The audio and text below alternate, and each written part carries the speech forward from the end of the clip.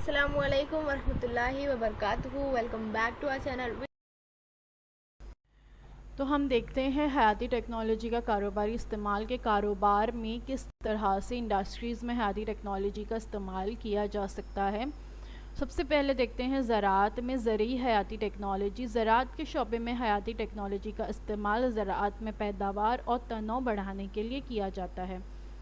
देखिए यहाँ पर तस्वीर में आप नीचे देख सकते हैं एक अनमॉडिफाइड और एक मॉडिफाइड प्लांट। मॉडिफाइड प्लांट एक ऐसा प्लांट जिस पे हयाती टेक्नोलॉजी का इस्तेमाल किया गया है।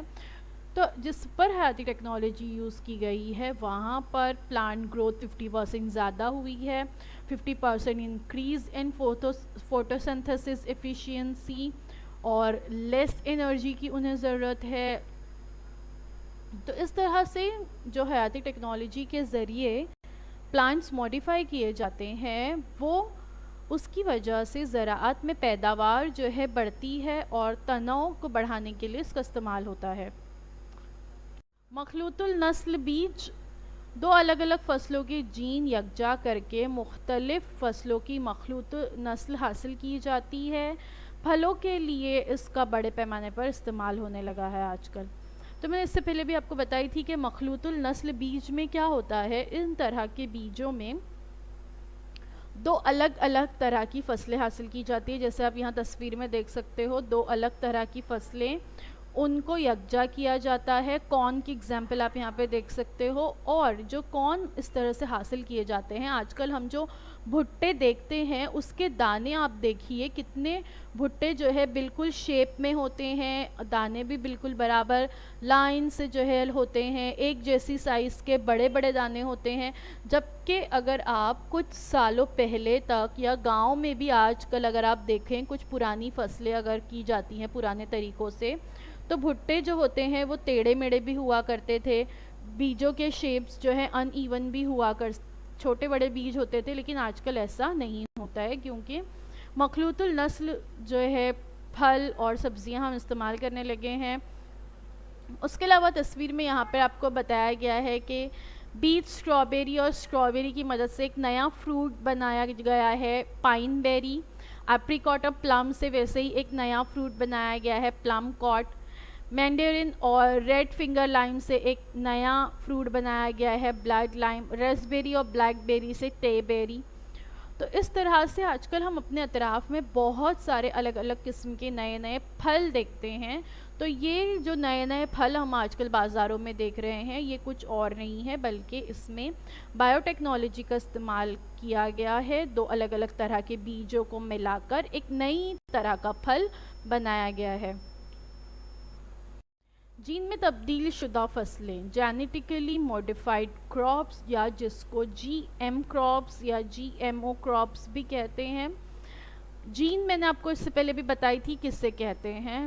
पहले वीडियो में हमने देखे थे कि कोई भी जो जानदार होते हैं उनके जिस्म में खुलियात मौजूद होते हैं, खुलियात से मिलकर जानदार बने हैं। खुलियात में होता है मरकज़ा, मरकज़े में होता है एक क्रोमोज़ोम। क्रोमोज़ोम के स्ट्रेन्स जो है वो डीएनए से मिलकर बने होते हैं और डीएनए में पाए जाते हैं जीन। तो ये जो जीन होते हैं ये किसी भी इंसान या जानदार या नबातात में उसकी खुसूसियात को एक नस्ल से दूसरी नस्ल में मुंतकिल करने का काम करते हैं। तो अगर ये जीन में तब्दीली की जाए तो बाहर का कोई जीन अगर इसमें ऐड किया जाए तो बाहर के जीन को किसी फसल के जीन के साँचे में डालकर मिलने वाली हस्ब ख्वाहिश खासियत वाली फसल को जीन में तब्दील शुदा फसलें कहते हैं। इस तरीके से फसलों की ज़्यादा पैदावार देने वाली, कुव्वत मुदाफ़अत वाली, नमक रोकने वाली, ज़ायद घास दूर करने वाली, ये इस तरह की फसलें क्या है हम आगे देखेंगे। कहत ने सर्दी की हालत में भी इस्तकामत वाली फसल की किस्म की पैदावार की जाती है। कुछ टॉप 10 जेनेटिकली मॉडिफाइड फूड्स यहाँ पे बताए गए हैं। कॉर्न जैसे मैंने बताई, सोया, कॉटन, पपाया, राइस, कैनोला, आलू, पोटैटोज़, टमाटर। बहुत ज़्यादा आजकल जो टमाटर बाज़ार में दस्तयाब है वो जेनेटिकली मॉडिफाइड हैं क्योंकि हम इससे पहले जो टमाटर इस्तेमाल करते थे वो छोटे बड़े किसी भी तरह के होते थे, अलग पीले भी होते थे, हरे भी होते थे। लेकिन आजकल आप देखोगे तो आपको टमाटर बड़े ही बड़े बड़े रेड बिल्कुल और चमकदार नज़र आते हैं, क्योंकि ये जेनेटिकली मॉडिफाइड हैं। डेयरी प्रोडक्ट्स में भी इसका इस्तेमाल होता है। पीज़ यानी मटर, ये भी जेनेटिकली मॉडिफाइड बनाए जाने लगे हैं। जेनेटिकली मॉडिफाइड क्रॉप्स, तो यहाँ पे एग्जाम्पल की बताई गई है जीएमओ पोटैटो और नॉन जीएमओ पोटैटो, जो सादे आलू होते हैं, और जेनेटिकली मॉडिफाइड जो आलू हैं। तो जेनेटिकली मॉडिफाइड आलू डजंट डीके नहीं, मतलब आप देख सकते हो आलू आप काट कर रखोगे तो थोड़ी देर में वो काला होना स्टार्ट होता है ना। लेकिन जो जेनेटिकली मॉडिफाइड आलू है वो ऐसे बनाए गए हैं कि वो जल्दी काले ना पड़े, तो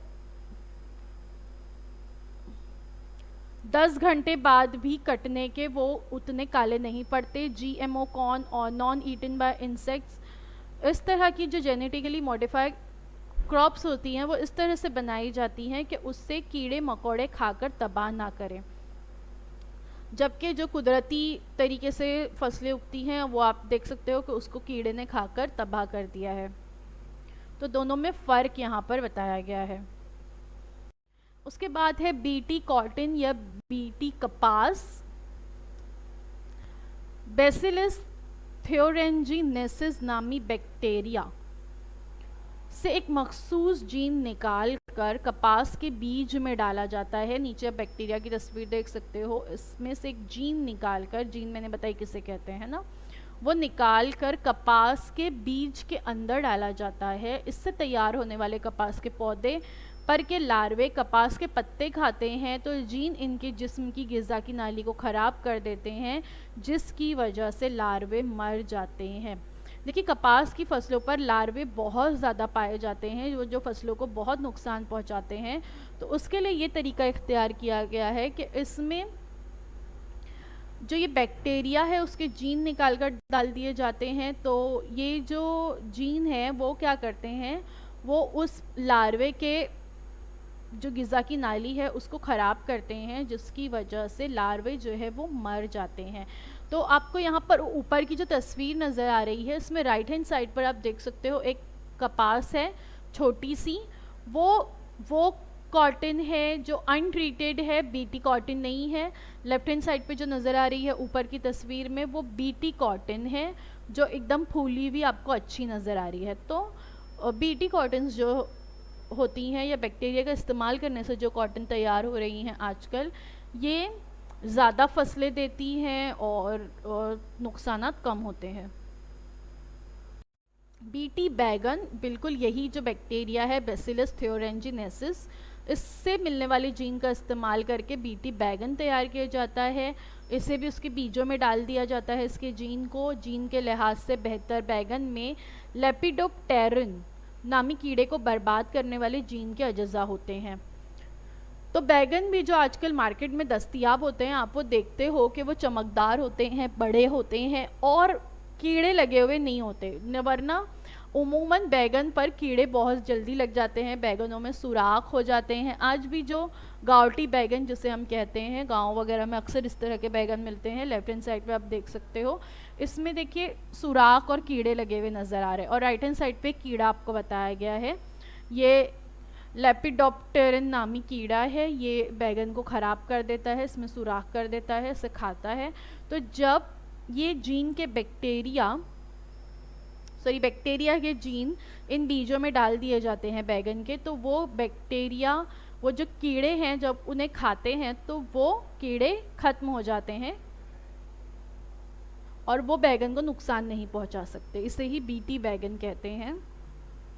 गोल्डन राइस चावल की एक किस्म है गोल्डन राइस। इस किस्म में हयातीन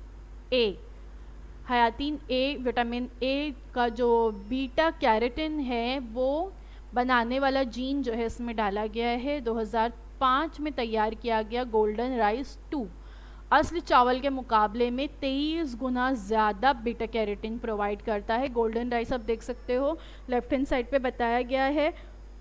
और यहाँ राइट हैंड साइड पे अगर आप देखोगे तो ये जो सफ़ेद चावल दिख रहे हैं आपको वाइल्ड टाइप, ये हमारे नेचुरल चावल हैं जो हम घरों में खाते हैं इस तरह के।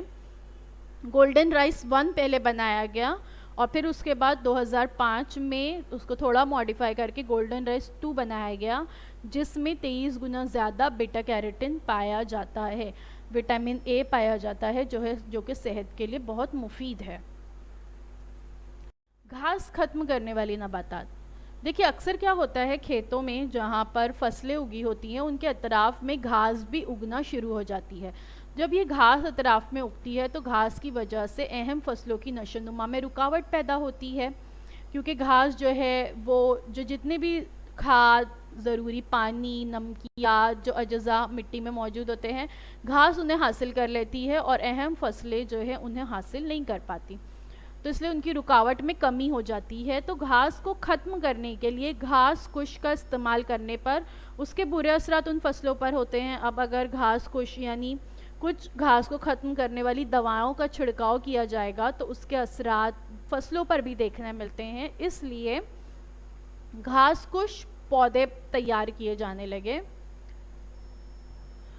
तो ये पौधे जो होते हैं इसके ज़रिए खेतों में घास को ख़त्म करना मुमकिन हो गया, यानी ऐसे पौधे तैयार किए जाते हैं, हर्बिसाइड टॉलरेंट प्लांट्स तैयार किए जाने लगे हैं। तो ये प्लांट्स जो होते हैं ये जब इनके अतराफ़ में घास उगने लगती है तो खुद ब खुद घास मुरझाकर ख़त्म हो जाती है। इस तरह से कुछ कीमियाई मादे उनके बीजों में, फसलों के बीज में डाले जाते हैं कि उनके अतराफ़ में घास उगने नहीं पाती, तो उसे ही घास ख़त्म करने वाली नबातात कहते हैं। नामियाती खाद, बायो फर्टिलाइजर्स। कीमियाई खादों का इस्तेमाल ना करते हुए नामियाती खादों का इस्तेमाल करके फसलों में नाइट्रोजन का तायुन, नेस, फॉस्फेट के हल होने की सलाहियत बढ़ती है। इसमें ख़ास तौर पर rhizobium, Azotobacter, nostoc, anabaena bacteria और एजोला नीलगो सब्सकाई का इस्तेमाल किया जाता है। देखो बायो फर्टिलाइजर्स जो होते हैं ये कम नुकसानदा होते हैं, नुकसानदा नहीं होते, लेकिन केमिकल फर्टिलाइजर्स जो होते हैं ये बहुत नुकसानदा होते हैं, ज़मीन की ज़रखेज़ी को ख़त्म कर देते हैं और ज़मीन में नमकियात का तनासुब बढ़ जाता है, आगे जाकर ज़मीन बंजर हो सकती है। तो इसकी बजाय नामियाती खादों का इस्तेमाल होता है, जिसमें से एक चीज़ जो बतौर नामियाती खाद इस्तेमाल होती है वो आप नीचे एजोला देख सकते हो, पानी में नीलगू सब्सकाई ये मौजूद होती है, ये इस्तेमाल की जाती है। और बायो फर्टिलाइजर्स के इस्तेमालात के कुछ फ़वाइद भी हैं, improve soil aggregate structure, increase microbial life, absorb residues of pesticides and heavy metals जो नुकसानदा होते हैं ज़मीन के लिए और प्लांट्स के लिए, इसको एब्जॉर्ब कर लेते हैं। रिटेन मॉइस्चर, लॉक न्यूट्रिएंट्स, ये न्यूट्रिएंट्स को लॉक करके रखने का काम भी करते हैं जो बाद में पौधों के ही काम आते हैं। अफजाइश नसीज के बारे में तो आपने पिछली जमात में भी पढ़े, सबक के शुरू में भी मैंने आपको बताई। अफजाइश नसीज की वजह से नबातात में जुनैनी बेहतरी पैदा होती है। इसके अलावा इन नबातात की खुसूसियत आने वाली नस्लों में कायम रहती है। अब ज़ाहिरी बात है एक नई नस्ल के नबातात तैयार हो गए तो अब उसकी आने वाली नस्लें जो होगी वो उसी तरह की बेहतर खुसूसियत वाली होगी। हैवानात की अफजाइश में अब जो है बायोटेक्नोलॉजी का इस्तेमाल किस तरह से किया जाता है। अब तक तो हम देख रहे थे ज़राअत में कैसे इस्तेमाल होता है, अब देखते हैं एनिमल हस्बेंड्री यानी हैवानात में किस तरह से इस्तेमाल होता है। मसनूई तख्मरेज़ी, आर्टिफिशियल इंसेमिनेशन। आर्टिफिशियल इंसेमिनेशन में क्या किया जाता है, यहाँ पर आप देख सकते हो artificial insemination through nuclear technology. तो नेचुरल इंसेमिनेशन वाले आप देख सकते हैं जानवर, और आर्टिफिशियल इंसेमिनेशन में क्या होता है, सुपीरियर सीमेन, मोर मीट, मोर मनी। इसका मतलब ये है कि इस तरीके में मसनूई तरीके से तख्मरेज़ी की जाती है, मसनूई तरीके से स्पर्म्स जो है निकाल कर फिर उन्हें मॉडिफाइड कर कर उन्हें मादा जो जानवर है उसके जिस्म में दाखिल किया जाता है। और बिल्कुल वैसे ही जुनैन की तब्दीली या एम्ब्रियो ट्रांसफ़र भी किया जाता है। इन दोनों तरीक़ों का इस्तेमाल करके हैवानात की अफजाइश के लिए किया जाता है, जिसमें दूध, गोश्त, भेड़ निज़ मेहनत का काम करने वाले जानवरों की नई नस्लें बनाई जाती हैं। तो बहुत ज़्यादा जो है इस्तेमाल होने लगा है हमारे यहाँ पर आर्टिफिशियल इंसेमिनेशन का। यहाँ पे बताया गया है number of cattle produce through artificial insemination in the country. यहाँ पर आप नंबर देख सकते हो, ऑलमोस्ट 14,79,345 एनिमल्स जो है पैदा किए गए आर्टिफिशियल इंसेमिनेशन के ज़रिए। और स्टेट्स बताई गई हैं जो इसमें बहुत आगे हैं, सबसे आगे हैं तेलंगाना, उसके बाद मध्य प्रदेश, उत्तर प्रदेश, और फिर दूसरी स्टेट्स बताई गई हैं जो इसका इस्तेमाल करने लगी हैं बहुत ज़्यादा। एम्ब्रियो ट्रांसफ़र में क्या होता है, इसमें जो फीमेल एनिमल है उसके एग्स जो है वो कलेक्ट किए जाते हैं, उसको फर्टिलाइज किया जाता है, फिर उसको लैब में उसको 5 से 7 डेज़ उसको कल्चर किया जाता है, और फिर वो जो एम्ब्रियो है उसका वो ट्रांसफ़र किया जाता है रिसिपिएंट में एक दूसरे बेहतर नस्ल के जानवर में, और वो बेहतर नस्ल की जो मादा होती है वो उस एम्ब्रियो को जो है अपने रहम मादर में बच्चे की पैदा होने तक रखती है। फिर इस तरीके से जो नए जानवर पैदा होते हैं उनमें जो नस्ल यानी जिसके रहम मादर में ये एम्ब्रियो रखा गया था उसकी नस्ल की खुसूसियत भी होती है, जहाँ से एग जो है कलेक्ट किए गए उसकी खुसूसियत भी होती है, और एक नई नस्ल के जानवर जो है तैयार होते हैं जो ज़्यादा दूध देने वाले और ज़्यादा फरबा हो सकते हैं। अब देखते हैं इंसानी सेहत, ह्यूमन हेल्थ पर किस तरह से इसका असर हो रहा है। तशखीस अमराज और अमराज का इलाज इंसानी सेहत के दो अहम जुज़ है, यानी पहले तो मर्ज़ का पता लगाया जाए कि मर्ज़ है क्या, और फिर मर्ज़ पता लगने के बाद उसका इलाज करना। किसी शख्स की बीमारी की तशखीस करने के लिए उस शख्स के जुनैन का क्या किरदार है, इसे हयाती टेक्नोलॉजी की बुनियाद पर आसानी से समझा जा सकता है। ज़ियाबतीज़ और दिल की बीमारियों की तशखीस अब जिस्मानी अलामत नज़र आने से पहले ही हयाती टेक्नोलॉजी की मदद से की जाती है। पहले से होता था कि बीमारियां उस वक्त पता चलती थी जब आपको जिस्मानी अलामत ज़ाहिर हो रही है, यानी आपको कहीं पे दर्द हो रहा है, बॉडी में कुछ चेंजेस हैं, तो आपको पता चलेगा कि आप बीमार हैं। लेकिन अब बायोटेक्नोलॉजी की मदद से जिस्मानी अलामत ज़ाहिर होने से पहले ही बीमारी का पता लगाया जा सकता है, जिसकी वजह से वक्त रहते उसका इलाज मुमकिन है। हयाती टेक्नोलॉजी की मदद से एड्स, डेंगू जैसे बीमारियों की तशखीस चंद मिनटों में आप कर सकते हैं, जिसकी वजह से इलाज जल्द किया जा सकता है और इंसान की जान बचाई जा सकती है। अमराज के इलाज के लिए मुख्तलिफ अद्वियात का इस्तेमाल किया जाता है, जैसे ज़ियाबतीज़ या डायबिटीज़ के इलाज के लिए इंसुलिन नामी हार्मोन का इस्तेमाल करते हैं। ऐसा शख्स जिसे डायबिटीज़ बहुत ज़्यादा हो उसे इंसुलिन के इंजेक्शंस बाकायदा जो है हर हफ्ते लेने होते हैं। तो पहले ये इंसुलिन घोड़ों के जिस्म से हासिल किया जाता था, एक तरह का हार्मोन है ये, लेकिन अब हयाती टेक्नोलॉजी की मदद से यही इंसुलिन बैक्टीरिया के ज़रिए तैयार किए जाते हैं। इसके लिए बैक्टीरिया के जीन में इंसुलिन का इंसानी जीन जोड़ा जाता है। यहाँ पर आप नीचे तस्वीर में देख सकते हो, how did they make insulin from recombinant DNA. तो ह्यूमन इंसुलिन जीन, ये ह्यूमन इंसुलिन जीन का डीएनए है और ये plasmid loop of bacterial DNA है। इन दोनों को मिलाया जाता है, बैक्टीरियम यहाँ पे आप देख सकते हो, और इन दोनों को मिलाकर एक नया टीका जो है तैयार किया गया, इंसुलिन नए तरीके से तैयार किया गया, और ज़िद्द हयातिया यानी एंटीबायोटिक्स भी इसी तरीके से तैयार किए जाते हैं। इसमें भी बायोटेक्नोलॉजी का बहुत बड़ा हाथ है। उसके बाद देखते हैं टीका और टीका लगाना, वैक्सीन एंड वैक्सीनेशन। मखसूस बीमारी के जरासीम या बीमारी के खिलाफ दायमी तौर पर या कुछ अरसे के लिए मुदाफ़अती सलाहियत हासिल करने के लिए दी गई तिर्याक एंटीजन मिली हुई अशिया को टीका कहते हैं।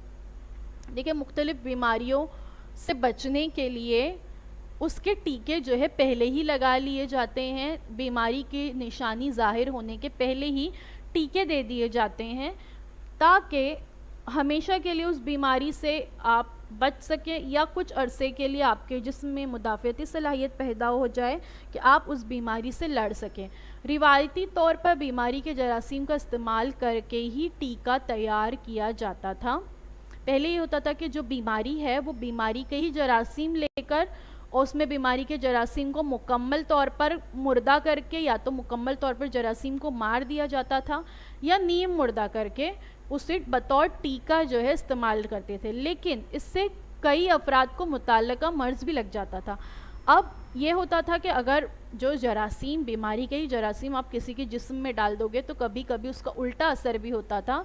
बीमारी से बचने की बजाय वो शख्स उस बीमारी का ही शिकार हो जाता था। तो मुतबादिल हल निकालने के लिए साइंसदानों ने हयाती टेक्नोलॉजी का इस्तेमाल करके मसनूई टीके तैयार करने की कोशिश की। इसके लिए उन्होंने बीमारी वाले जरासीम के प्रोटीन को एंटीजन के तौर पर इस्तेमाल किया। जो बीमारी वाला जरासीम है वो पूरा जरासीम नहीं, सिर्फ उसके प्रोटीन को एंटीजन के तौर पर इस्तेमाल किया। तजुर्बा गाह में इसके जीन मिलाकर एंटीजन तैयार किए गए और इसका इस्तेमाल फिर टीके के तौर पर किया जाने लगा, जिसकी वजह से इंतहाई महफूज टीके तैयार होने लगे। देखिए आप नीचे राइट हैंड साइड वाली तस्वीर देखिए, वैक्सीन में मिले होते हैं एंटीजन और antibodies. Antigen triggers antibody production in the body. Vaccine elements देखिए, अब लेफ्ट हैंड साइड वाली इमेज देखिए क्या होते हैं। इनएक्टिव या डेड वायरस, उसके टॉक्सॉइड्स होते हैं। वीकेंड वायरस, उसका डीएनए, आरएनए और वायरस के पीसेस, ये जो है उसके एलिमेंट्स होते हैं। अब नीम मुर्दा या मुर्दा जरासीम या वायरस का इस्तेमाल ना करते हुए प्रोटीन खालिस हालत में दी जाती है, यानी नीम मुर्दा जरासीम या मुर्दा जरासीम नहीं डाले जाते इंसान के जिस्म में, बल्कि उसके प्रोटीन जो है डाले जाते हैं। ये प्रोटीन मर्ज़ के ख़िलाफ़ मुदाफ़ियाना क़ुव्वत तैयार करके शख्स को बीमारी से महफूज रखते हैं। टीका लगाने में अब मुदाफ़ियाती प्रोटीन दाखिल करना निहायत महफूज है। हयाती टेक्नोलॉजी के ज़रिए तैयार होने वाले टीके ज़्यादा दर्जे हरारत मुस्तकिल रखते हैं और इनकी सलाहियत काफ़ी अरसे तक कायम रहती है। फॉर एग्ज़ाम्पल पोलियो का टीका, हेपेटाइटिस का टीका वगैरह। जब आप छोटे होंगे तो आपको भी 5 साल की उम्र तक देखिए अलग अलग किस्म के टीके बच्चों को दिए जाते हैं और ये बहुत ज़्यादा ज़रूरी है। पोलियो के टीके दिए जाते हैं, हेपेटाइटिस के टीके दिए जाते हैं। मुख्तलिफ़ किस्म की नई नई बीमारियां जो आजकल आ रही हैं उनसे बच्चों को बचाने के लिए, उनके जिस्म में मुदाफ़ियाती सलाहियत पैदा करने के लिए उन्हें 5 साल की उम्र तक अलग अलग टीके दिए जाते हैं। तो ये टीके जो हैं बहुत ज़्यादा ज़रूरी हैं। यहाँ पर आप देख सकते हो प्रोटीन किस तरह से, स्पाइक प्रोटीन जो है आप देख सकते हैं यहाँ पर ये होती है। और RNA is made with instructions to make viral proteins. RNA packed in lipid nano particles, और ये कहाँ जाते हैं फिर आपके वैक्सीन में। वैक्सीन डिलीवर्ड एट इंजेक्शन, और आरएनए रिलीज़ जो है सेल में रिलीज़ होता है। RNA use to make viral proteins, और ये आपको इम्यून रिस्पॉन्स करता है, आपके इम्यून सिस्टम को बूस्ट करता है और आपके अंदर बीमारी से लड़ने की सलाहियत पैदा होती है। बिल्कुल वैसे ही आजकल आप लोगों ने कोविड-19 के वैक्सीन के बारे में सुना होगा। कोरोना वायरस जो बहुत तेज़ी से हमारे मुल्क में फैल रहा था, जिसकी वजह से हम अब तक लॉकडाउन का शिकार है, स्कूल्स हमारे बंद हैं, है ना। इसीलिए हम इस तरह से वीडियो के ज़रिए आपसे मुलाकात करते हैं। तो इस कोविड-19 को ख़त्म करने के लिए अब वैक्सीन बना ली गई है, इसके टीके बनवाए गए हैं, और ये वैक्सीन अगर जो शख्स लेता है तो उससे इस बीमारी से लड़ने की सलाहियत उसमें पैदा हो जाएगी। Scientist take part of the virus genetic code and turned it into a vaccine that is injected into the patient. The vaccine enters the cell and tells them to produce the corona virus spike protein. जो corona virus के जो dead viruses थे उसके spike protein से ये vaccine तैयार की गई है। The body's immune system reacts, produce antibodies and activates T cells to destroy cells with the spike protein. Spike protein को ख़त्म करने के लिए हमारे बॉडी में एंटीबॉडीज़ जो है वो तैयार होती है। If the patient later catches corona virus, अगर उस शख्स को फ़िलहाल बीमारी नहीं हुई है लेकिन अगर वो बाद में इस बीमारी का शिकार होता है तो the antibodies and the T cells are triggered to fight the virus. तो फिर वो जो एंटीबॉडीज़ हैं और टी सेल्स हैं वो ट्रिगर करते हैं उस वायरस को उससे लड़ने के लिए, यानी उस वायरस के लिए मुदाफ़ियती सलाहियत हमारे जिस्म में पहले ही मौजूद होती है और अगर आप कल को उस बीमारी का शिकार होते हैं तो फिर आप उससे बच सकते हैं अगर आपने वैक्सीन ली है तो। उसके बाद देखते हैं खूरदीनी टीका यानी एडिबल वैक्सीन्स। खूरदीनी टीका बनाने का काम जारी है, यानी अभी भी इस मैदान में तहकीकात चल रही है, रिसर्च साइंटिस्ट कर रहे हैं। अब जीनी टेक्नोलॉजी की मदद से आलू की पैदावार की जा रही है। ऐसे आलू को ट्रांसजेनिक आलू कहते हैं, ट्रांसजेनिक पोटैटोज़। ये आलू वाइब्रियो कोलेरा और एस्केरिकिया कोली जैसे बैक्टीरिया के खिलाफ काम करता है। ऐसे आलू को खाने से कॉलेरा या ई कोलाई बैक्टीरिया से होने वाली बीमारी के खिलाफ क़ुव्वत मुदाफ़ियत पैदा होती है। तो इंसानी बीमारी, नीचे वाला स्ट्रक्चर देखिए, इंसानी बीमारी वाले जरासीम से हस्ब ख्वाहिश जीन अलग करना, नबातात में वायरस दाखिल करना, जीनी तरसील करदा नबाताती वायरस, आलू के पत्तों के टुकड़ों में वायरस की सरायत, पत्तों के टुकड़ों से मुकम्मल पौधा जो है फिर तैयार होता है जिसमें इंसानी बीमारी के जरासीम मौजूद रहते हैं। कच्चे आलू को खाने पर बीमारी के खिलाफ क़ुव्वत मुदाफ़ियत बढ़ती है, ठीक है, यानी अगर हम इसको खाएंगे तो इसके खिलाफ हमारी क़ुव्वत मुदाफ़ियत बढ़ेगी और वो पर्टिकुलर बीमारी जिसके लिए ये आलू तैयार किए गए हैं वो अगर बीमारी लाहक हो तो उससे ये क़ुव्वत मुदाफ़ियत जो है आपकी वो उस बीमारी से आपकी हिफाजत करेगी। उसके बाद एक और चीज़ जो इसमें आती है वो है मर्ज़ का इलाज, यानी अब जो है बायोटेक्नोलॉजी की मदद से बहुत से ऐसी चीज़ें बनने लगी है जिससे काफ़ी बीमारियों के इलाज निकल आए, जैसे इंसुलिन। उसके अलावा जो है सोमटोट्रैपिन, ये नशोनुमा करने वाले महरकाब है, खून को मुंजमद करने वाले जूस की पैदावार, ये सब जो है वो हयाती टेक्नोलॉजी के इस्तेमाल से बनाई जाने लगी है। इंटरफेरान, ये प्रोटीन का एक छोटा सा ग्रोह होता है और ये वायरस के मर्ज़ के इलाज के लिए इस्तेमाल होता है। इसकी पैदावार जो है वो हमारे खून में होती है और उसमें से जो है वो इससे निकाल लिया जाता है। अब हयाती टेक्नोलॉजी की मदद से जीन के लिहाज से बेहतर बैक्टीरिया ई कोलाई का इस्तेमाल करके इंटरफेरान जो है वो बनाया जाता है। ये भी जो है वो वायरस के खिलाफ, वायरस के मर्ज़ के खिलाफ जो है वो इस्तेमाल होता है। नेक्स्ट है जीन थेरेपी। जीन थेरेपी, जिस तरह से हमने सेल थेरेपी देखा था, थोड़ा बहुत मिलता जुलता है, बट हम देखते हैं जिस्मानी खुलिये के जीन में खराबी पैदा होने पर इस खुलिये पर जीनी इलाज करना हयाती टेक्नोलॉजी की वजह से मुमकिन हो गया है। मसलन फेनाइल कैटियोनेरिया PKV नामी मर्ज जिगर के खुलियों के जीन में जो है वो खराबी से होता है, यानी जो इंसानी जिस्म में जो जिगर के खुलियात हैं उसके अंदर उनके जीन में जो है वो कुछ खराबी होती है जिसकी वजह से ये मर्ज होता है। जीन थेरेपी की वजह से अब इसका इलाज मुमकिन हो गया है। इस तरीके को जिस्मानी जीनी इलाज तरीका कहते हैं। ये चीज़ हम जानते हैं कि जो भी खुलियात अफजाइश नस्ल में हिस्सा लेते हैं, यानी मनवी खुलिया और बैस खुलिया, उनके अलावा जिसमें जितने भी खुलिया हैं उन्हें जिस्मानी खुलियात कहते हैं। तो जब भी जिस्म के किसी जिस्मानी खुलिये में, यानी जिस्मानी खुलिये के जो जीन है, यानी जो उनके अंदर जो चीज़ें हैं जैसे DNA RNA वगैरह, उसमें जब खराबी होती है तो उसका भी जो है इलाज मुमकिन हो गया है कि अगर आपके किसी खुलिये के जीन में प्रॉब्लम हुई है तो अब जो है वो जीन थेरेपी से उसे सही किया जा सकता है। नेक्स्ट है क्लोनिंग। क्लोनिंग यानी किसी खुलिये या उज़ू या मुकम्मल जिस्म की हूबहू नकल तैयार करना, यानी कोई एक पार्ट या कोई एक खुलिया या पूरा का पूरा बॉडी, पूरा पूरा इंसान जो है वो डिट्टो सेम बनाना, इसे जो है वो क्लोनिंग कहा जाता है। क्लोनिंग जो है वो दो तरह का होता है। पहला है तौलीदी क्लोनिंग, यानी किसी जिस्म में मरकज़े के बगैर मादा बेजा और दूसरे जिस्म के जिस्मानी खुलिये के मरकज़े के मिलाप से क्लोन बनता है, यानी नई पैदाइश के लिए मर्द के नर खुलियों की ज़रूरत नहीं होती। यानी इसमें क्या किया जाता है, जैसे आप ये एग्जांपल देख सकते हैं, इसमें जो है वो एक जो है एग सेल्स लिए जाते हैं, यानी मादा वैसा जो है वो लिया जाता है, और दूसरे से जो है वो यानी एक डोनर से जो है वो सोमेटिक सेल्स यानी जो जिस्मानी खुलिये है उस दोनों को जो है यानी उस एग सेल को और जो है जिस्मानी खुलिये उन दोनों को मिलाया जाता है, और फिर उसके मिलाप से जो है वो उसके आगे जितना प्रोसेस जैसा होता है बिल्कुल उसी तरह से होगा, और उसके बाद जो है वो एक नया जानदार बनता है जो बिल्कुल जो है वो डिट्टो सेम होता है। जैसे हमने जो है वो देखा था या खुलवी जानदारों में जिस तरह से अफजाइशी नस्ल होती है कुछ कुछ उस किस्म का है, लेकिन इस पर क्या किया जाता है कि जो मादा वैजा है उसके अंदर जो है वो जिस्मानी खुलिये के मरकज़े का मिलाप होता है और उसमें जो है वो क्लोन बनता है, यानी कि जो है बिल्कुल सेम जानदार बनता है। उसके बाद जो सेकंड टाइप है वो है मुआलिजाती यानी थेराप्यूटिक क्लोनिंग।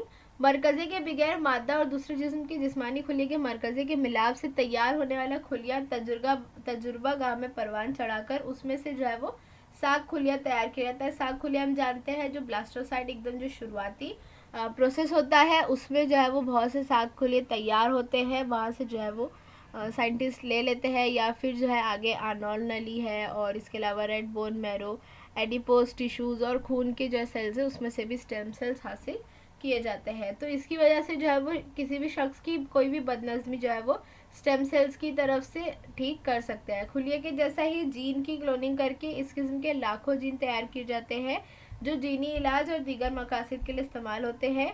क्लोनिंग से जो है वो मौरूसी बीमारी जो विरासती बीमारियां चली आ रही है नस्ल दर नस्ल या फिर नस्ल में नशोनुमा जारी रखना, मखसूस रुझानात को बेहतरीन बनाना मुमकिन हो गया है, लेकिन फिर भी कई वजूहात की बिना पर जो है इंसानी क्लोनिंग यानी एक जैसा इंसान बनाना इसकी जो है दुनिया भर में मुखालिफत हुई है। मुआलिजाती क्लोनिंग किस तरह से होती है? जो पहले एग सेल और स्किन सेल्स मिलाए जाते हैं उन दोनों का जो है वो तजुर्बा गाह में उससे जो है वो पूरा प्रोसेस किया जाता है, और उसके बाद जो है जब तक ब्लास्टोसाइट का प्रोसेस आता है तब तक जो है वो प्रोसेस लैब में होता है, और वहाँ से ब्लास्टोसाइट से जो है वो साग खुलिये यानी स्टेम सेल्स निकाल दी जाते हैं, और फिर जैसे जैसे जो है वो जिस इंसान को उसकी ज़रूरत हो उस तरह से उसमें से जो है वो नसीजे तैयार की है उज़ू तैयार किया जाता है। ये जो है वो दोनों प्रोसेस है। ये जो आपको दिख रहा है remove skin cells from a patient, remove DNA from an unfertilized egg, इन दोनों का यानी एक का स्किन सेल और एक का एग सेल मिलाकर जो है फ्यूजन किया जाता है, और वहाँ से जो है वो ब्लास्टोसाइट तक सारा प्रोसेस लैब में होता है। उसके आगे फिर जो है वो उसे नशोनुमा के लिए जो है दे दिया जाता है, जिससे जो है वो एक नया जानदार बनता है, और कुछ साग खुलिये लेकर जो है वो उससे थेरेपेटिकली क्लोनिंग की जाती है। नेक्स्ट है सनती पैदावार यानी सफ़ेद हयाती टेक्नोलॉजी। मुख्तलिफ सनती कीमियाई मादे कम खर्च के अमल के ज़रिए बनाए जाते हैं, मसलन इस्लाहशुदा ईस्ट का इस्तेमाल करके गारे से शराब बनाना, यानी अब जो है वो कुछ इस तरह के जो है वो ईस्ट आ गए हैं जिससे जो है वो गारे के ज़रिए शराब बनाई जाती है। यानी इसमें जो है वो ये टोटली पूरी तरह से जो है वो सनती पैदावारों के लिए है कि जो पहले इतने बड़े बड़े जो है खर्चे करके जो है वो केमिकल्स के ज़रिए बनाए जाते थे उसमें जो है अब इस तरह की चीज़ें बन गई है कि अब जो है कम खर्चों में वही चीज़ जो है वो उसी तरह से बनाई जा सकती है, लेकिन खर्चा कम होगा क्योंकि काफ़ी सारी चीज़ें जो है अब साइंटिस्ट ने बना ली है, काफ़ी सारे जो है वो खुर्दबीनी जानदारों के इस्तेमाल सीख गए हैं, और काफ़ी सारे जैसे ईस्ट वगैरह की अलग अलग किस्में आने लगी हैं। माहौल और हयाती टेक्नोलॉजी। जदीद हयाती टेक्नोलॉजी का इस्तेमाल करके माहौल के ताल्लुक से भी कई मसलों को हल करना मुमकिन हो गया है, जैसे तज्जिए के ज़रिए गंदे पानी और ठोस कचरे पर अमल करने के लिए खुर्दबीनी हयाती टेक्नोलॉजी का इस्तेमाल पहले से ही किया जाता था, जो हमने 7वें सबक में पढ़ा था। गंदे पानी में बहुत ज़्यादा नामियाती मादे होते हैं, ऐसे गंदे पानी को नदी जैसे कुदरती पानी के ज़राए में छोड़ने से जो है वो नामियाती मादों की तकसीद होती है, जिसकी वजह से नदी के पानी में तहलील शुदा ऑक्सीजन का इस्तेमाल होने से ये कम हो जाती है, जिसका मुज़िर असर पानी में रहने वाले जानदारों पर होता है। यानी इसमें जो है वो कुछ खास किस्म के नामियाती मादे छोड़े जाते हैं जिसकी तकसीद से पानी में जो कुछ मुज़िर असरात यानी जो कुछ भी नामियाती मादे नुकसानदेह जो है वो ख़त्म हो जाते हैं। वो चीज़ें यानी वो जानदार जो भी छोड़े जाते हैं, जो बैक्टीरियाज छोड़े जाते हैं, वो उन चीज़ों को जज्ब कर लेते हैं, और फिर जो पानी छोड़ा जाता है तो वो पानी के जानदारों के लिए इतना नुकसानदेह नहीं होता है। इस पर इलाज के तौर पर खुर्दबीनी हयाती टेक्नोलॉजी की मदद से गंदे पानी में नामियाती मादों की पहले तकसीद करके ये गंदा पानी जो है वो अब नदी में छोड़ते हैं, यानी पहले पूरा प्रोसेस होता है फिर गंदा पानी नदी में छोड़ा जाता है। ठोस नामियाती कचरे पर जो है अमल करके कंपोजिट खाद तैयार करने के लिए भी खुर्दबीनी बैक्टीरिया का इस्तेमाल होता है। यानी अब जो ऐसे बैक्टीरिया छोड़े जाते हैं जो खाद बनाने में जो है वो कंपोजिट खाद बनाने में काफ़ी मददगार होते हैं। और इन सारी चीज़ों के मुतालिक ये सारी चीज़ें जो है वो माइक्रोबायोलॉजी है और ये जो है हम 7 चैप्टर में बहुत डिटेल में पढ़ चुके हैं। तो आप लोग अगर वो पूरा डिटेल में देखना चाहते हैं तो नीचे डिस्क्रिप्शन बॉक्स में उसकी लिंक मिल जाएगी। जदीद हयाती टेक्नोलॉजी के तरीक़ों में हयाती मंसूबे, हयाती हशरात कश, हयाती खादें और हयाती हसियात वगैरह का शुमार होता है। नहीं अब जो है वो अलग अलग पेस्टिसाइड्स बनाने लगे हैं जो कि इतना नुकसानदेह नहीं होता है। इसके अलावा जो है खाद बनाई जाती है। इस तरह की काफ़ी सारे मंसूबे अब जो है वो अंडर प्रोसेस है और काफ़ी सारे मंसूबे अमल में भी लाए जा चुके हैं। हयाती मंसूबे यानी नबातात और खुर्दबीनी जानदारों का इस्तेमाल करके जो है वो पानी, गंदा पानी, आलूदा ज़मीन, इनमें जहरीले मादे और आलूदगी को ख़त्म करना और जज्ब करना। यानी जो हयाती मंसूबे है उसका मतलब क्या होता है कि जो नबातात और जो खुर्दबीनी जानदार है उनके इस्तेमाल से पानी है या गंदा पानी है या ज़मीन गंदी है, उनमें जो जहरीले मादे हैं उन चीज़ों को ख़त्म कर देना या फिर जो है वो ये चीज़ें अपने अंदर जो है वो जज्ब कर लेती है। तो ऐसे काम के लिए यानी ऐसी जो आलूदगी ख़त्म करने के लिए जब पौधों का इस्तेमाल होता है तो उससे जो है वो फाइटो रेमिडिएशन कहते हैं, जिसकी कुछ मिसालें मैं आपको दिखाती हूँ। सबसे पहले है सोडोमोनास नाम का एक बैक्टीरिया होता है जो आलूदा पानी और ज़मीन की हाइड्रोकार्बन और तेल जैसी आलूदगी अलग करने के लिए मुफीद होता है। यानी इसे जब ज़मीन पर जो है वो छिड़का जाए या छोड़ा जाए तो ये जो है वो ज़मीन में से जो हाइड्रोकार्बन है और तेल है ऐसी आलूदगी को जो है वो अपने अंदर जज्ब कर लेता है। तो वो एक तरह से जो है वो ज़मीन की आलूदगी कम हो जाती है, मिट्टी की आलूदगी कम हो जाती है। उसके बाद जो है वो टेरिस विटाटा नाम की एक फर्न की एक जो फर्न जमात है उसका एक पौधा है, उसकी एक किस्म है जो ज़मीन में से जो है वो एर्सेनिक को जज्ब कर देती है। एर्सेनिक जो है वो एक तरह का केमिकल है, तो ये जो है वो अपने अंदर पूरा वो मतलब ज़मीन में से जो है वो इसकी जड़ें पूरा अपने अंदर उस चीज़ को सोख कर लेती है। उसके बाद भारत में जो है वो जीन के लिहाज से एक राई की किस्म आती है जो सेलेनियम मादनी दौलत को जो है वो बड़े पैमाने पर जज्ब करती है। उसके अलावा सूरजमुखी का जो पौधा होता है वो ज़मीन से यूरेनियम और एर्सेनिक को जो है वो अपने अंदर जज्ब कर सकता है। डीएनोकोकस रेडियोडर्म्स नाम का एक बैक्टीरिया है जो सबसे ज़्यादा तापकारी रोकने वाला जानदार है। यानी ये जो है वो जो अल्ट्रावायलेट शुआएं होती है उस किस्म की चीज़ों को ये अपने अंदर जज्ब कर सकता है या उसे जो है ख़त्म कर सकता है। तो इसके जीन में थोड़ी सी तब्दीली करके जो है वो एटमी कचरे जो होते हैं जिनसे ऐसी शुआएं, ख़तरनाक शुआएं निकलती है, इनको जो है तापकारी ऐसी चीज़ों को जज्ब करने के लिए जो है वो इसका इस्तेमाल किया जाता है। उसके अलावा अल्फाल्फा घास जो है या 3 पत्ती घास जिसे क्लोवर कहते हैं और राय जैसी घास की किस्म का इस्तेमाल करके जो है वो नबातात के ज़रिए तदारुक किया जाता है। यानी इन चीज़ों का यानी इन किस्म की घास का भी जो है वो इस्तेमाल इस तरह की आलूगी को कम करने के लिए किया जाता है। अनाज की बायोटेक्नोलॉजी वही चीज़ है जो हमने माइक्रोबायोलॉजी पढ़ा था कि पाव है, चीज़ है, शराब है, बियर है, दही, सिरका, ऐसी जो खाने की अशिया है इसको बनाने में अब जो है खुर्दबीनी जानदारों की मदद ली जाती है। और ये जो अनाज पर जो प्रोसेस है खुर्दबीनी जानदार का, ये बायोटेक्नोलॉजी की सबसे पुरानी यानी सबसे शुरुआती दौर की जो है वो ईजादात है कि हम जो है खाने में भी माइक्रोबायोलॉजी का इस्तेमाल कर सकते हैं। लास्ट है डीएनए फिंगरप्रिंटिंग। यानी जिस तरह हम जानते हैं कि हर एक के जो है वो उंगलियों के निशानात अलग होते हैं, उस तरह हर शख्स की डीएनए की तरतीब भी अलग होती है। यानी कि जो डीएनए का सीक्वेंस होता है वो हर शख्स में जो है वो अलग अलग तरह से होता है। तो इसकी वजह से किसी भी शख्स के मुहैया करदा डीएनए पर नहीं, अगर किसी शख्स का डीएनए या फिंगरप्रिंट हमें किसी जगह से मिले तो हम उस शख्स की शनाख्त जो है वो कर सकते हैं। इसे जो है वो डीएनए फिंगरप्रिंटिंग कहते हैं। इसका इस्तेमाल जो है वो फॉरेंसिक साइंस में किया जाता है। स्पेशली जो है वो फॉरेंसिक साइंस में या तो पुलिस डिपार्टमेंट की तरफ से या फिर जो है वो अगर कोई बच्चा खो गया हो या कि उसके बच्चे की जो है वालिद की पहचान करानी यानी उसकी जो है वो फादर को ढूंढना हो तो उसमें भी जो है वो इसकी तहकीक यानी काम किया जाता है। कैसे होता है कि किसी भी वारदात की जगह मिलने वाले मुजरिम के जिस्म के किसी भी हिस्से की अगर कोई निशानात मिल जाए तो उसकी पहचान जो है वो इसके ज़रिए की जाती है। इसके अलावा बच्चे के जीन और वालिद के जीन जो है वो उसमें मैच करके जो है वो पहचान की जाती है। ऐसा ही एक जो है वो तहकीकी सेंटर है, यानी एक रिसर्च सेंटर है हैदराबाद में, जिसे centre for DNA fingerprinting and diagnostic कहा जाता है। ये भी जो है ये इदारा भारत में इस तरह का काम करता है। तो सब्ज इंकलाब क्या है? 20वीं सदी की इब्तिदा से ही आबादी में बेतहाशा इजाफा होने लगा। कम और नाकिस ग़िज़ा की वजह से इसके असरात तमाम ममालिक पर हुए। इनमें खुसूसी तौर पर गैर तरक्की याफ्ता और तरक्की पजीर ममालिक परेशान हो गए।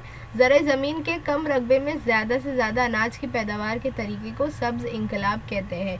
क्या हुआ कि 20वीं सदी के बाद जो है वो आबादी बढ़ने लगी और उतनी जो है वो उस वक्त उतनी फसलें नहीं होती थी या उतनी पैदावार नहीं हो रही थी, तो इस वजह से जो है लोगों को एग्जैक्ट जितना खाना मिलना चाहिए उतना नहीं मिल रहा था। इसकी वजह से जो है वो काफ़ी लोग बीमार हो रहे थे, नातवाना थे। तो उस तरह से जो है वो तमाम ही ममालिक पर इसके असरात हुए। लेकिन जो तरक्की याफ्ता जो ममालिक थे उन्होंने जो है वो इस चीज़ को ओवरकम कर लिया। उनके पास जो है दौलत थी तो वो जो है इम्पोर्ट करके सब चीज़ें नॉर्मल कर लेते थे। लेकिन जो डेवलपिंग कंट्री है और जो कंट्रीज़ बहुत ही निचले जो है लेवल पर है या बहुत गरीब में है, वो जो है उन दोनों कंट्रीज़, इस तरह की कंट्रीज़ पर जो है वो बहुत ज़्यादा बुरे असरात हुए। तो उस टाइम पर जो है वो ये ग्रीन रेवोल्यूशन लाया गया कि ज़रूरी ज़मीन के कम रकबे में, यानी कि जगह कम होने में भी जो है वो मतलब थोड़ी सी जगह पे ज़्यादा से ज़्यादा अनाज की पैदावार किस तरह कर सकते हैं, उस तरीके को लाया गया। तो उसे सब्ज़ इंकलाब कहते हैं। और उसके बाद जो है फिर काफ़ी जो है पैदावार में इजाफा हुआ। गेहूँ और चावल की इस्लाहशुदा छोटी छोटी किस्में, इसके अलावा जो है वो ज़्यादा पावरफुल खाद है, हशरात का अद्वियात का इस्तेमाल और पानी का इंतज़ाम, इन तमाम सब असबाब की वजह से अनाज की पैदावार में इजाफा होने की वजह से काफ़ी बड़ी आबादी फाकों से बच गई, वरना जो है वो मुल्क में कहत की हालत हो जाती। तो गेहूँ और चावल, चूँकि ये सारी जो है बेसिक अनाज है, तो इनकी इस्लाहशुदा छोटी छोटी किस्में लाई गई। और उसके अलावा जो है वो कुछ ऐसे खाद बनाए गए जो ज़्यादा न्यूट्रिशियस हो और जो है वो ज़्यादा पावर हो। हशरात का यानी जो भी कीड़े खाते थे नबातात को या फसलों को, उनको भगाने के लिए जो है वो अलग अलग दवाइयाँ बनाई गई और पानी का जो है सही इंतज़ाम किया गया। अब इस इंकलाब में डॉक्टर नॉर्मन बोरलॉग जो अमेरिका के थे और डॉक्टर MS स्वामीनाथन जो इंडिया के थे, इनके कारनामे जो है बहुत ही काबिल कद्र है। और आपने डॉक्टर MS स्वामीनाथन का नाम जो है वो हिस्ट्री में भी पढ़ा होगा 9th में। तो ये जो है सब्ज़ इंकलाब में एक बहुत अहमियत की हामिल शख्सियत है।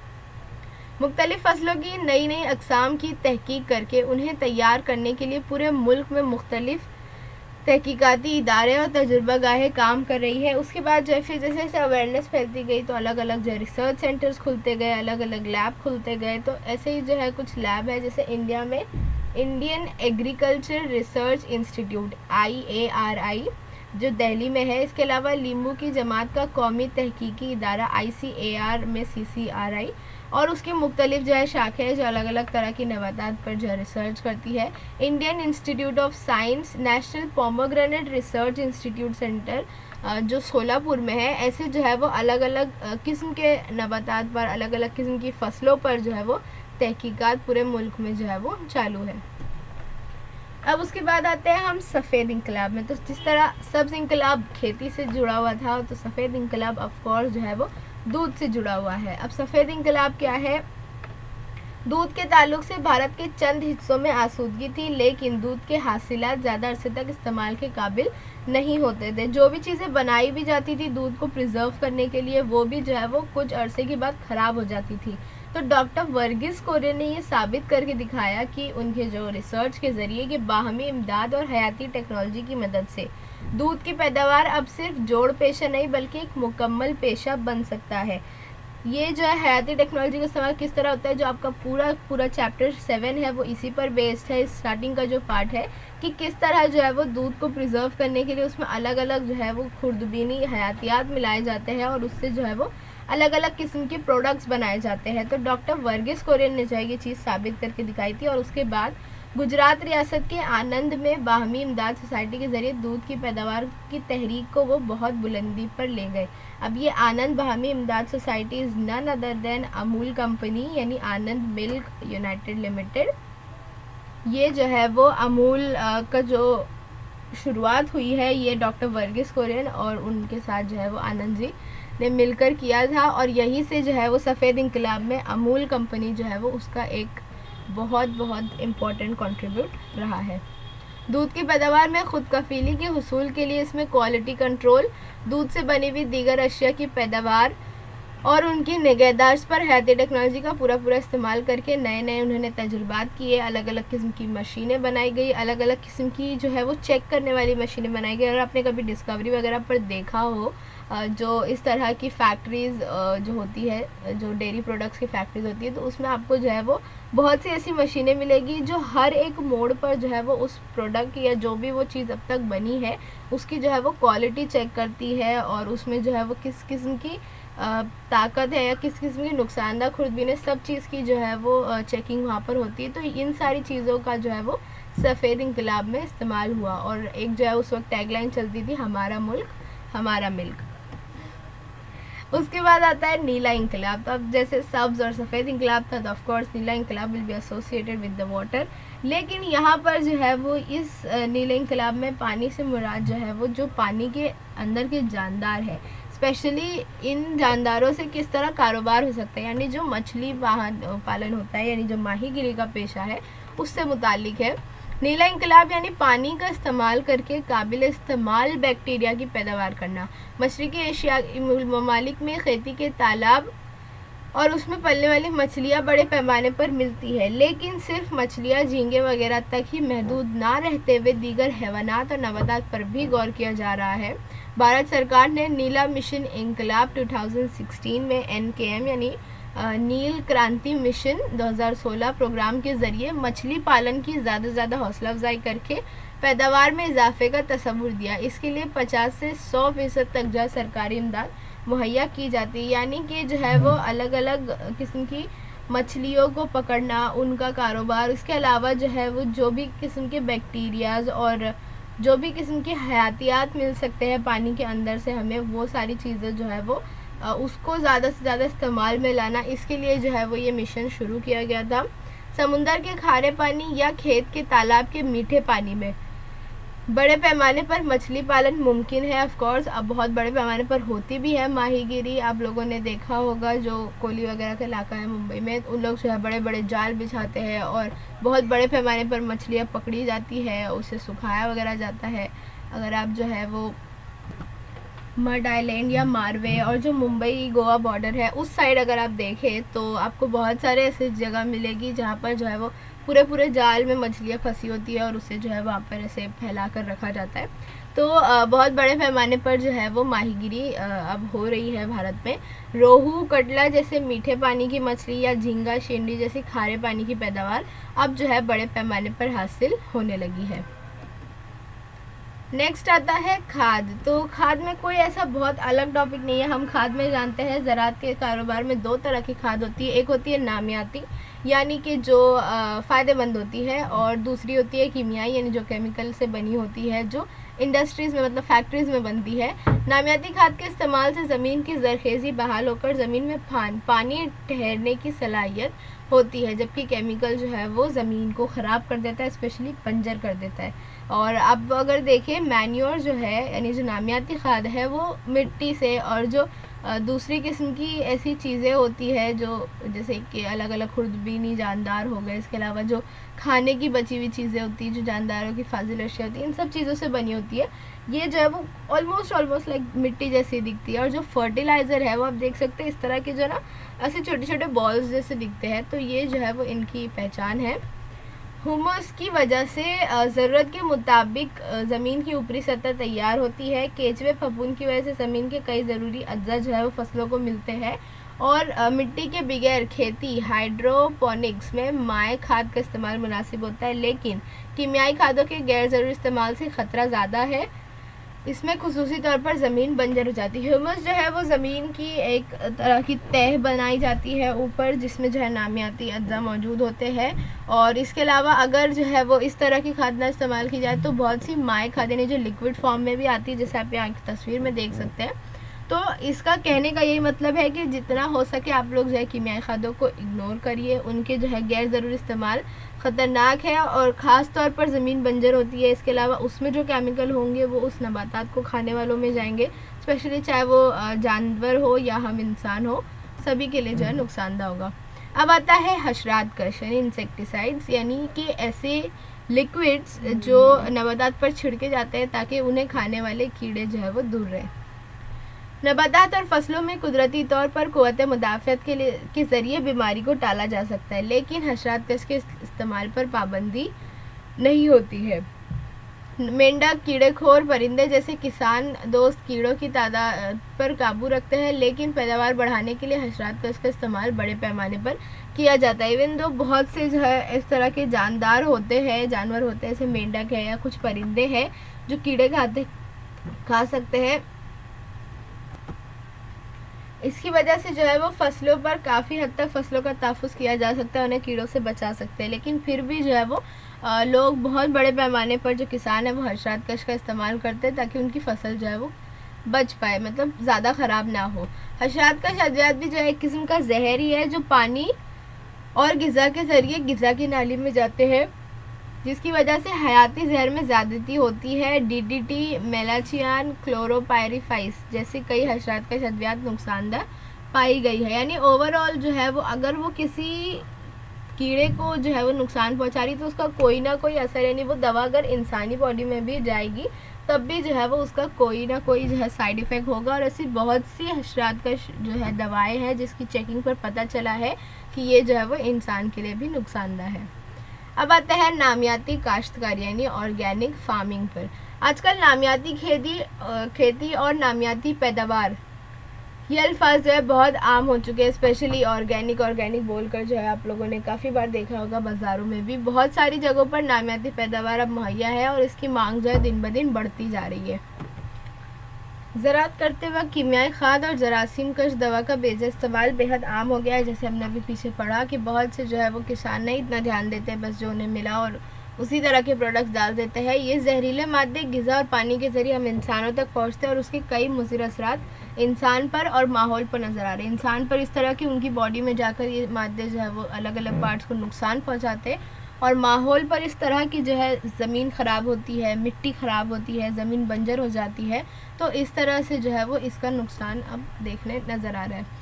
ज़मीन की ज़रखेज़ी और फसलों पर कीड़ों के फैलाव के ताल्लुक से कई मसाइल पैदा हुए हैं। उसका तदारुक करने के लिए आज किसान बड़े पैमाने पर नामियाती ज़राअत की जानिब जो है वो मुतवज्जा हो रहे हैं। इसमें खुसूसी तौर पर जो है वो कीमियाई खाद और जरासीम कशी, यही दो चीज़ें जो है वो बदली गई है। इसमें जो है मुकम्मल तौर पर इन चीज़ों पर परहेज़ किया गया, यानी बिल्कुल जो है ये इस्तेमाल नहीं होता, और उसके बजाय क़ुव्वत बख्श देसी तरीके इस्तेमाल करके कुदरती तवाज़ुन को बरकरार रखकर ज़राअत को माहौल दोस्त बना रहे हैं। यानी जो हमने नामियाती खाद देखी उस तरह से जो है वो अलग अलग प्रोडक्ट्स बनाए जा रहे हैं जो कीमियाई खाद और जरासीम कश को जो है वो रिप्लेस कर सकते हैं। यकीनन ये एक काबिल तहसीन कदम है, क्योंकि इससे जो है ना सिर्फ हमारी फसलें बहुत ही ज़्यादा साफ़ होगी और कम नुकसानदेह होगी, बल्कि हमारी ज़मीन भी जो है वो सही रहेगी।